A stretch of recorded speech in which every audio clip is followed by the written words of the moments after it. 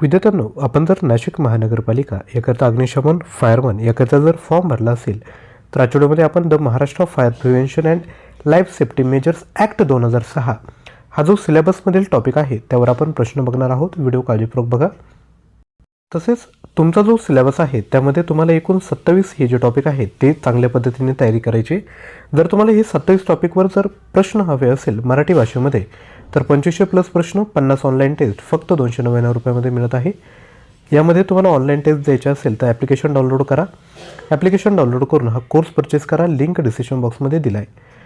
App download केल्यानंतर फक्त mobile number आणि OTP टाकायचा आहे. कोर्स परचेस करा. नक्की तुम्हाला यातून फायदा होईल. तर व्हिडिओतील सर्वात पहिला प्रश्न आहे, हा जो कायदा आहे त्याचा मुख्य उद्देश काय आहे? आर्थिक सुधारणा, अग्निप्रतिबंध व सुरक्षितता, शिक्षण सुधारणा की आरोग्य सेवा?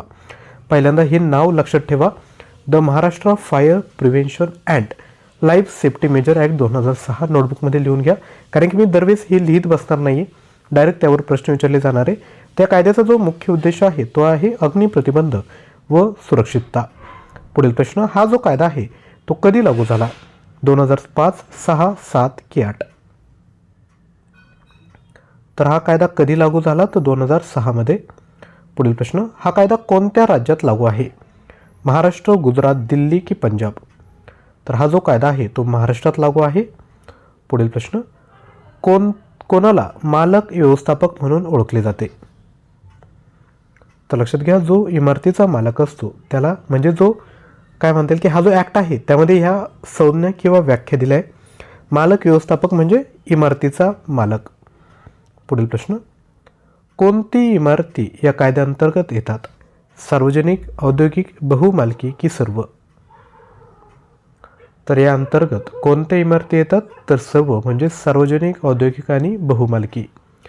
पुढील प्रश्न, फायर सेफ्टी प्रमाणपत्र कोण जारी करते? पोलीस, फायर ऑफिसर, आरोग्य विभाग की नगरसेवक? तर फायरचा विषय तर फायर ऑफिसरच हे प्रमाणपत्र जारी करतो.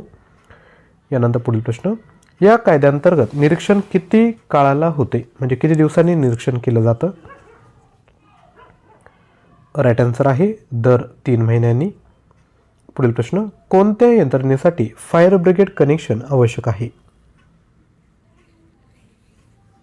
तर कोणत्या यंत्रणेसाठी तर ऑप्शन ए, 4 मजलेपेक्षा जास्त इमारती ज्या आहेत त्यांकरता हे फायर ब्रिगेड कनेक्शन आवश्यक आहे. पुढील प्रश्न, योग्य अग्निशमन सोयीकडे दुर्लक्ष केल्यास काय कार्यवाही होऊ शकते? तर काय कार्यवाही होऊ शकते तर ऑप्शन सी, दंड आणि कारावास या दोन्ही शिक्षा होऊ शकतात. पुढील प्रश्न, कोण रक्कम जप्त केली जाऊ शकते? योग्य उत्तर आहे ऑप्शन ए, फौजदारी दंडाची जी रक्कम आहे ती जप्त केली जाऊ शकते. पुढील प्रश्न, नॉन परफॉर्मिंग आउटलेट म्हणजे काय?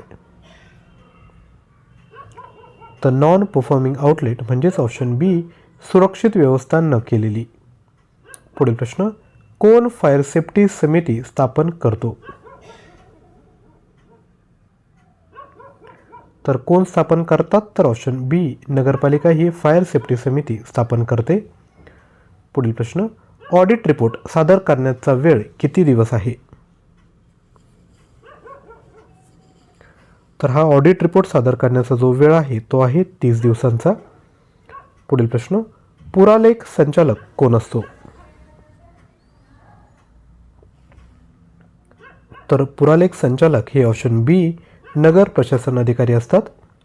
पुढील प्रश्न, या कायद्याअंतर्गत कारवाईची नोटीस किती दिवसात द्यावी? तर या कायद्याअंतर्गत कारवाईची नोटीस ही ऑप्शन ए, 7 दिवसात दिली पाहिजे. पुढील प्रश्न, कोणत्या इमारतींमध्ये आपत्कालीन ड्रिल आवश्यक आहे?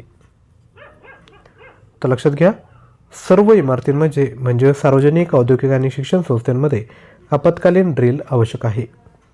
पुढील प्रश्न, फायर सेफ्टी प्रमाणपत्राची वैधता किती असते? तर ही फायर सेफ्टी प्रमाणपत्राची वैधता ही ऑप्शन बी, 1 वर्षांपर्यंत असते. पुढील प्रश्न, कोणत्या परिस्थितीत प्रमाणपत्र रद्द केले जाऊ शकते? तर लक्षात घ्या, जर आपण नियमांचं उल्लंघन केलं तर हे प्रमाणपत्र रद्द केले जाऊ शकते. पुढील प्रश्न, फायर सुरक्षा निरीक्षकाला किती अधिकार आहेत? तर प्रवेशाचा अधिकार, तपासणी आणि दस्तऐवज मागवणे ही सर्व अधिकार आहेत. पुढील प्रश्न, निशुल्क मंजूर फॉर्म कोण देतो?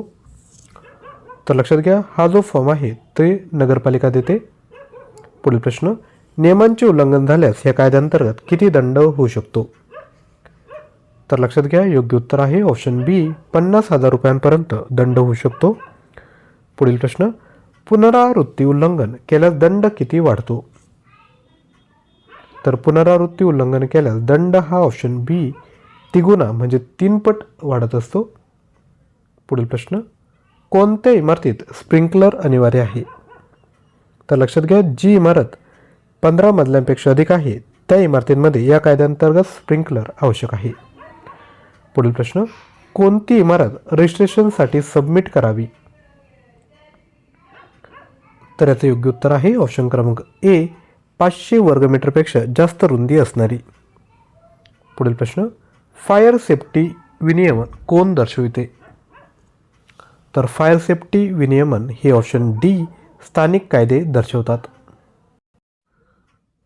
तर विद्यार्थी मित्रांनो, आपल्याला अग्निशमन चालक ही जर पोस्ट काढायची असेल तर नक्की हे मटेरियल परचेस करा. तसेच सोबत नॉन टेक्निकलचं मटेरियल हवं असेल तर नॉन टेक्निकलवर आपल्याकडे 19,000 प्रश्न, 300+ ऑनलाईन टेस्ट फक्त 499 रुपयामध्ये भेटत आहे. यामध्ये सामान्यांचे प्रश्न, चालू घडामोडी, माहिती अधिकार, लोकसेवा हक्क अधिनियम प्रश्न आणि नोट्स, महाराष्ट्र महानगरपालिका अधिनियम प्रश्न, सराव प्रश्नपत्रिका, full and test, TCS IBPS परीक्षेत विचारलेले प्रश्न, मराठी व्याकरण, इंग्लिश ग्रामर ॲप्टिट्यूड संपूर्ण मटेरियल भेटत आहे. 1 वर्षांची व्हॅलिडिटी आहे.